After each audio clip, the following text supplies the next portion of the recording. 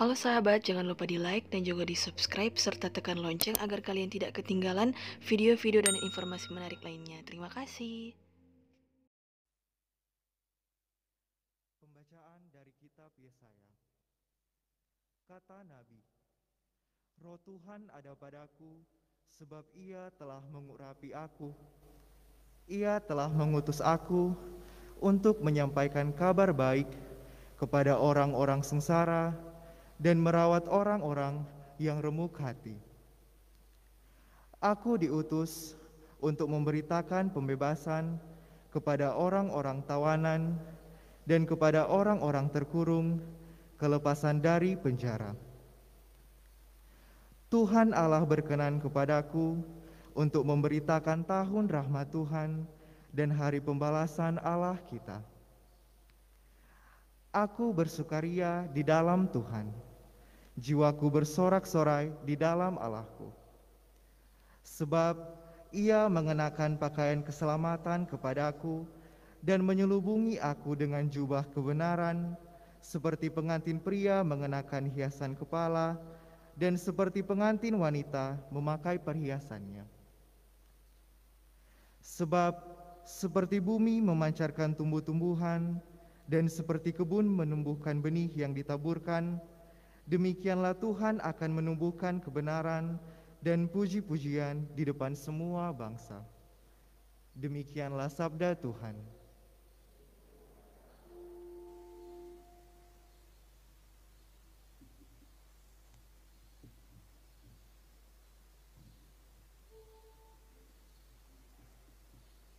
Mazmur tanggapan dengan refrain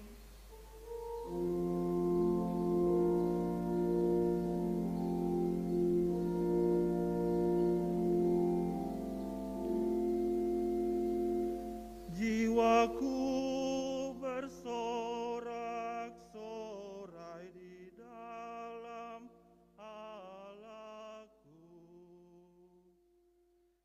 Jiwaku bersorak-sorai di dalam Allahku. Aku mengagungkan Tuhan. Hatiku bersukaria karena Allah penyelamatku. Sebab Ia memperhatikan daku, hambanya yang hina ini. Mulai sekarang aku disebut yang bahagia oleh sekalian bangsa. Jiwaku bersorak-sorai di dalam Allahku. Sebab perbuatanku besar dikerjakan bagiku oleh Yang Maha Kuasa, kuduslah namanya. Kasih sayangnya turun-temurun kepada orang yang takwa. Jiwaku bersorak-sorai di dalam Allahku. Orang lapar dikenyangkannya dengan kebaikan. Orang kaya diusirnya pergi dengan tangan kosong. Menurut janjinya kepada leluhur kita, Allah telah menolong Israel hamba-Nya. Jiwaku bersorak-sorai di dalam Allahku.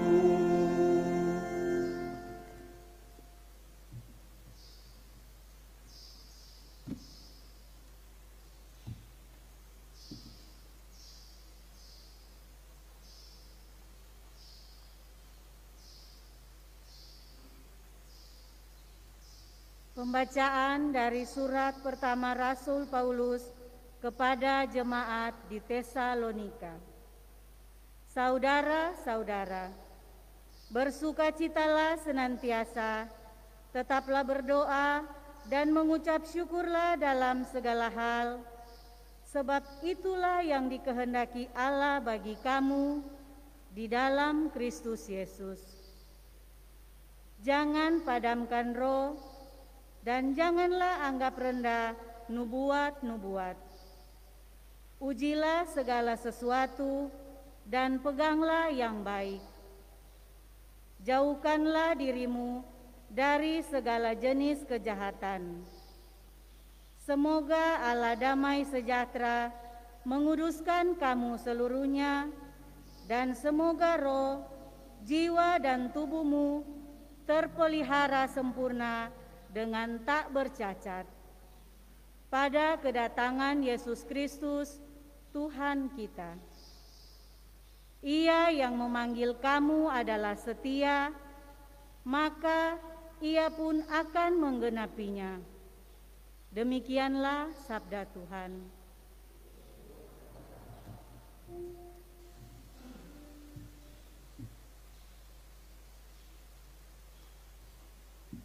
Umat dimohon berdiri, baik pengantar Injil.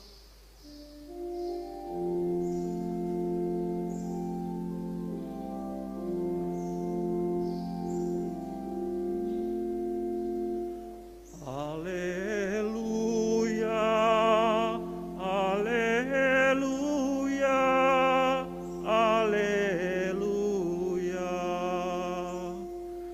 Haleluya, haleluya, haleluya. Roh Tuhan ada padaku, Ia telah mengutus aku untuk menyampaikan kabar baik kepada orang-orang sengsara. Haleluya, haleluya, haleluya.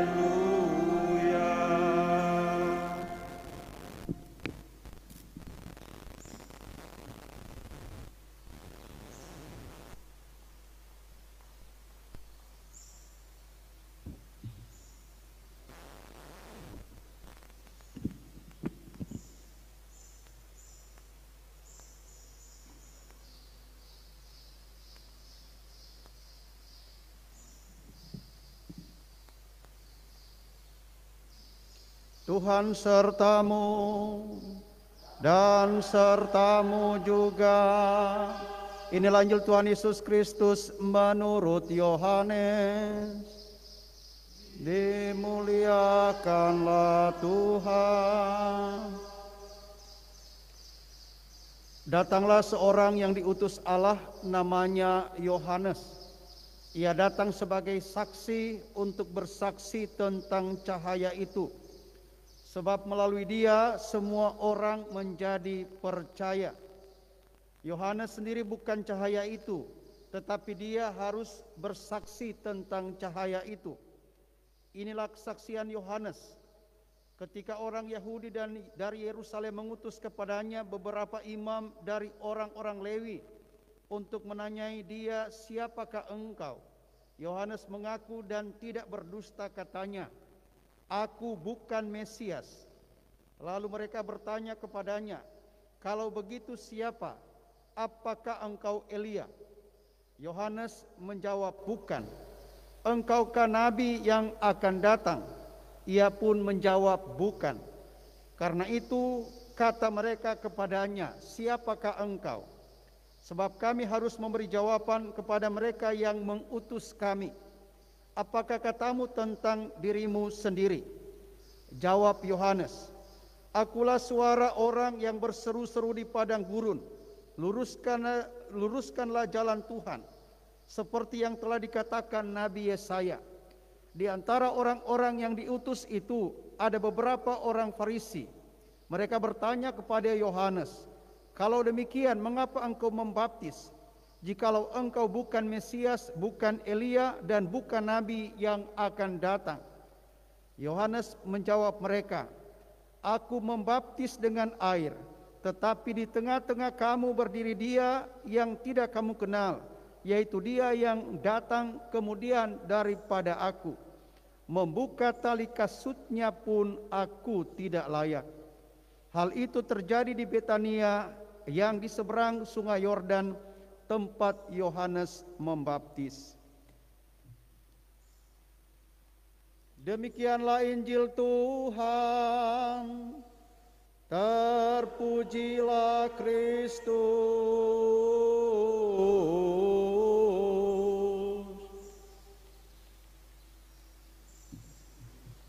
Umat beriman yang terkasih, umatku di himpunan paroki Santo Yohanes dan Cornelius Lota, baik yang ada di dalam gereja ini, umat wilayah rohani Santo Fidelis, Santa Familia, dan Santo Paulus Miki, petugas-petugas istimewa, tim Komsos, tim gugus tugas, tim liturgi, dan umat Allah yang mendapatkan izin secara istimewa dari saya untuk hadir pada misa pertama ini, serta umat Allah yang ada di eklesia domestika Anda, di dalam gereja rumah tangga Anda, bahkan siapapun umat beriman yang mengikuti misa ini secara live streaming lewat aplikasi Zoom dan lewat link Komsos Paroki Lota yang saya kasihi. Hari ini gereja sedunia merayakan hari Minggu ketiga Advent dengan sebutan Minggu Gaudete, Minggu bersukacitalah, yang juga disimbolkan lewat pemasangan lilin berwarna merah muda, lilin sukacita, lilin joy, dan juga sebenarnya kalau kita memiliki kasula, saya sebenarnya memakai kasula warna pink, warna merah muda, tanda kesukacitaan kita akan keseriusan Tuhan mengunjungi kita untuk menyelamatkan kita, membebaskan kita dari dosa dan kelemahan yang mendatangkan kematian. Dan bukti mengapa kita bersukacita ditegaskan oleh cara hidup Yohanes Pembaptis, yakni Yohanes Pembaptis adalah pribadi yang tidak berdusta. Sehingga mengapa kita bersukacita? Salah satunya kita bangun tidak ada dusta di antara kita. Ketidakberdustaan kita, bahasa kita dalam slogan sekali menjadi Katolik, tetap Katolik. Tidak ada dusta di antara kita, kita beriman bukan dengan pretensi, bukan dengan penyenangan diri, sehingga kalau baku marah dengan pastor, pindah agama, pindah keyakinan, tidak. Sekali menjadi orang Katolik, saya tidak ada pernah mengkhianati kekatolikan saya. Tidak ada dusta di antara kita. Sehingga saya mengelola hidup saya sebagai pengikut Yesus yang sejati. Dan pengikut Yesus yang sejati diungkapkan lewat kegembiraan iman yang dari hari ke hari ditekankan. Dan itu juga yang dibuat oleh Yohanes Pembaptis. Dia sebenarnya bisa berdusta, karena orang-orang yang bertanya kepadanya tidak tahu siapa identitasnya, siapa dirinya. Mereka bertanya, "Apakah engkau Mesias?" Dia berkata, "Bukan." "Apakah engkau Elia?" "Bukan." "Apakah engkau seorang nabi yang akan datang?" "Bukan." "Lalu siapakah engkau?" Dia cuma bilang, "Akulah adalah suara yang berseru-seru di padang gurun, luruskanlah jalan bagi Tuhan, persiapkanlah jalan baginya." Nah, kenapa engkau membaptis? Dia mengatakan, "Saya punya tugas adalah membaptis untuk mengajak orang lain bertobat." Maka kalau tidak ada dusta di antara kita, maka salah satu aplikasinya kita membiarkan diri kita dibaptis. Dalam bahasa bacaan minggu lalu, saya mengajak kita, mari kita memaknai pembaptisan kita dengan kita meningkatkan kualitas keberimanan kita sebagai orang Katolik yang sejati. Yang dalam bahasa bacaan pertama tadi, orang yang tidak berdusta adalah orang yang selalu membiarkan diri dibaharui dan dikuasai oleh Roh. Roh Tuhan ada padaku, sebab itu aku mewartakan kabar baik kepada semua orang, kabar pembebasan kepada semua orang. sehingga tidak ada lagi orang yang merasa diberikan beban. Maka poinnya adalah ketika kita hidup dalam roh, ketika kita dikuasai oleh roh, maka kita punya hidup adalah memperjuangkan dan membiasakan diri hidup baik dan benar. Itu saja yang kita buat. Tidak usah banyak komplikasi kehidupan, banyak alasan, banyak kecerewetan, tetapi kita selalu berupaya hidup baik. Baik adalah baik di hadapan Tuhan dan di hadapan sesama, sehingga kita melakukan itu dengan semangat dan ketulusan yang indah. Yang kita sudah wujud nyatakan kemarin atau sebentar, aplikasi hidup baik adalah sedia bekerja bakti. Tidak usah banyak alasan. Sedia bekerja bakti. Kerja bakti itu baik toh? Baik atau enggak? Datang juga kerja bakti. Tidak usah bilang, oh kita sibuk. Semua orang sibuk. Cuma kalau dalam satu hari 24 jam kita kelola. Oh kita bikin cookies jam begini sampai jam begini. Maka kita punya waktu datang ke gereja kerja bakti. Kalau kita mulai banyak-banyak alasan, kita mulai dikungkung oleh kesombongan dan kesukaan untuk cinta diri.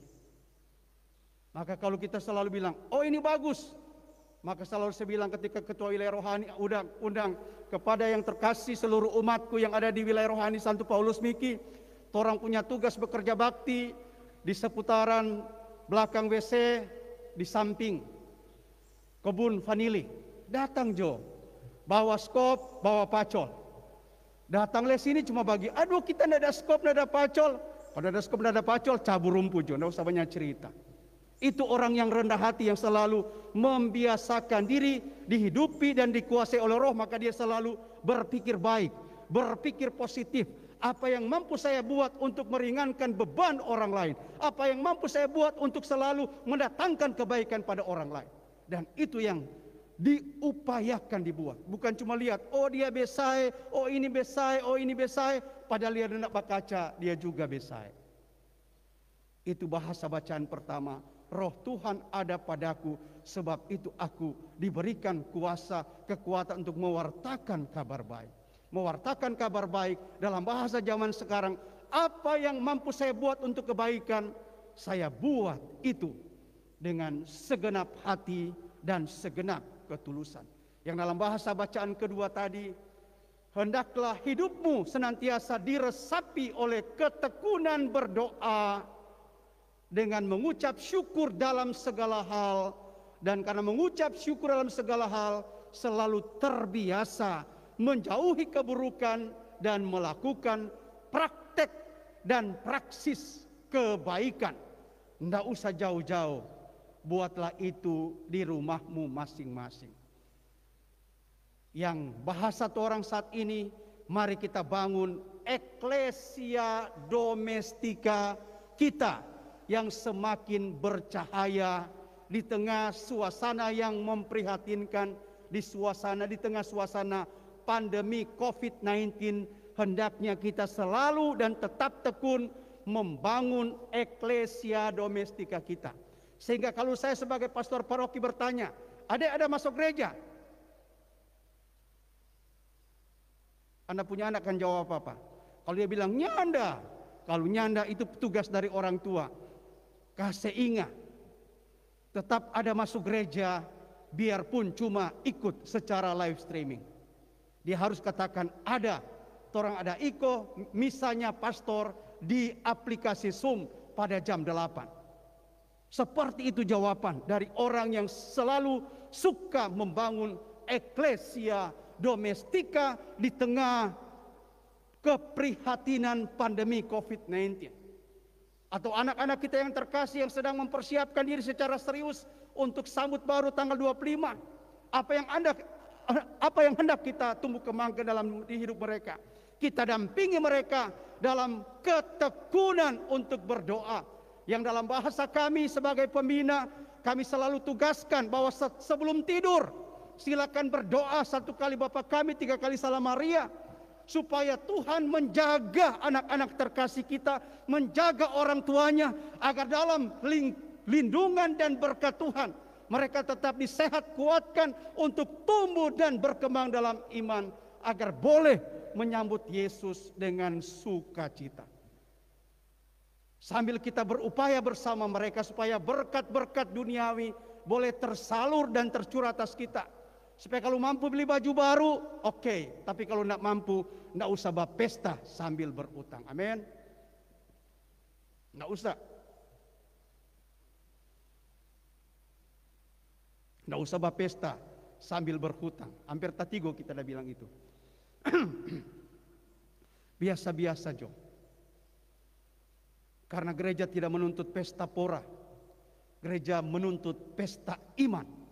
Dan pesta iman itu nyata lewat kelayakan dan kelapangan hati. Yang dalam bahasa Yohanes Pembaptis, luruskanlah jalan untuk Tuhan. Yang paling indah ketika anak kita menjadi juru damai antara orang tua, suami dan istri. Yang paling indah adalah lewat peristiwa iman yang nanti anak-anak akan dapatkan. Ada cahaya suci yang semakin bersinar dalam keluarga kita. Sehingga kita tidak hanya mengejar sambut baru anak-anak terkasih kita, tapi melalui sambut baru ini, keluarga kita akan semakin beriman. Keluarga kita akan semakin mengaplikasikan iman itu lewat cara hidup berkeluarga yang diungkapkan sejak tahun 1993. The family that prays together stays forever. Keluarga yang berdoa bersama lestari selamanya. Dan anak-anak terkasih kita ada 17 anak menjadi lilin-lilin kegembiraan. Lilin-lilin berwarna merah muda yang mudah-mudahan semakin memicu dan memacu energi suci yang penuh iman dari setiap orang tua untuk mendampingi serius mereka dalam pendidikan dan keteladanan iman. Sambil berupaya supaya barangkali ada dapat berkat, supaya pada tanggal 25 boleh makan talebe sadiki. Merjaga itu kondisi supaya tidak kena darah tinggi dan kolesterol. Tapi sambil bersyukur, setelah itu torampe keluarga makin disayangi dan makin dilayakan hidup di hadirat Tuhan. Dan inilah sukacita iman yang minggu Advent ketiga ini diwartakan kepada kita. Bersukacitalah dalam Tuhan. Sekali lagi kukatakan bersukacitalah. Tuhan bersukacita kalau kita sungguh-sungguh melakukan tindakan pertobatan. Yang dalam bahasa tadi tidak ada dusta. Kalau kita kerja sebentar, kerja dengan tulus ikhlas tanpa ada keluhan. Karena kita ini pekerja-pekerja beriman yang mencintai gereja kita, yang mencintai paroki kita, yang mencintai keindahan dan kebersihan luaran yang mudah-mudahan menjadi manifestasi kebersihan hati. Dan itulah yang indah. Ada kegembiraan. Itu yang dikatakan bersukacitalah. Maka lilin Advent yang ketiga warna merah muda bernyala. Dia bernyala supaya kita memang kalau senyum bukan senyum kehancuran. Tapi tidak, kalau orang beriman sejati senyum adalah senyum. Smile is really smile. Senyum adalah benar-benar senyum karena datang dari nurani yang menyayangi, menghormati dan suka memajukan. Dan itulah yang hendaknya kita buat di rumah kita masing-masing.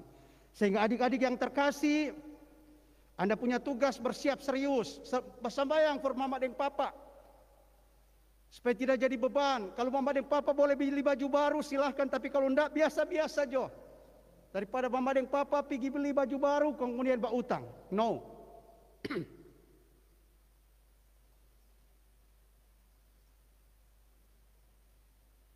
Dan itulah manifestasi sukacita yang benar. Bersukacitalah dalam Tuhan. Sekali lagi kukatakan bersukacitalah. Dan kalau demikian hidup dan perilaku iman kita yang sedemikian, Natal biarpun pada masa pandemi tetap menjadi peristiwa sukacita.